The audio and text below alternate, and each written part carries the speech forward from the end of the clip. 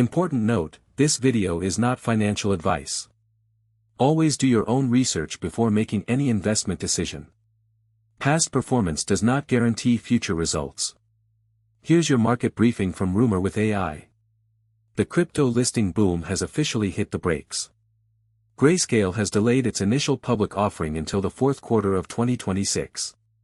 This strategic pause signals a sharp cooling in investor appetite for crypto listings. Bitcoin is currently trading at $72,740. Technical indicators show the relative strength index at 33.4. This level signals deeply oversold conditions. The market is consolidating after a volatile run. On the macro front, the narrative is shifting away from traditional hedges.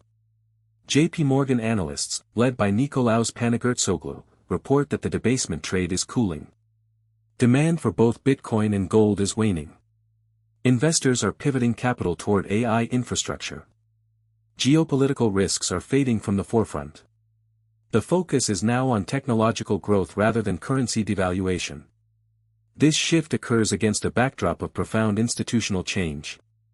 Kevin Warsh's confirmation marks the end of central bank independence in the United States. Monetary policy is now shifting toward political priorities. This move raises concerns about rising inflation pressures. The era of technocratic insulation is over. Policy decisions will now reflect immediate political mandates. Wall Street remains flat as traders digest conflicting data. The S&P 500 and Nasdaq held steady on May 28, 2026. Market participants are weighing mixed reports on growth and prices. The clash between GDP figures and inflation metrics has created uncertainty. Rate expectations are fluctuating rapidly.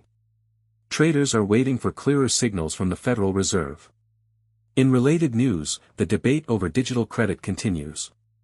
Allard Ping argues that STRC is not a simple trade compared to Bitcoin and treasuries. He highlights ROC arbitrage and over-collateralization as key differentiators.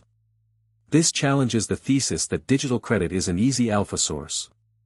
Sophisticated investors are looking for structural advantages, not just exposure. Looking ahead to today's release, the economic calendar is packed with high-impact data. At 12:30 Universal Time Coordinated, the United States will release the second estimate for GDP growth.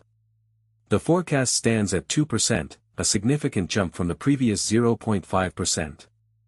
This figure will set the tone for growth expectations. Simultaneously, the core PCE price index will be released. The previous reading was 0.3%. Any deviation here will move bond yields instantly. Personal income and spending data will also drop at 12:30 Universal Time Coordinated. Previous figures showed 0.6% income growth and 0.9% spending growth. These metrics will confirm consumer resilience or weakness. Durable goods orders will also be reported. The previous figure was 0.8%. Strong orders would support the manufacturing recovery narrative.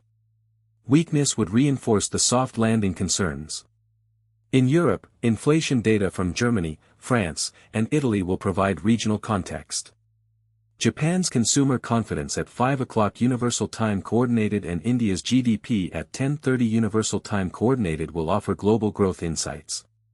India's forecast is 7.8%, matching the previous quarter. The market is pricing in a complex environment.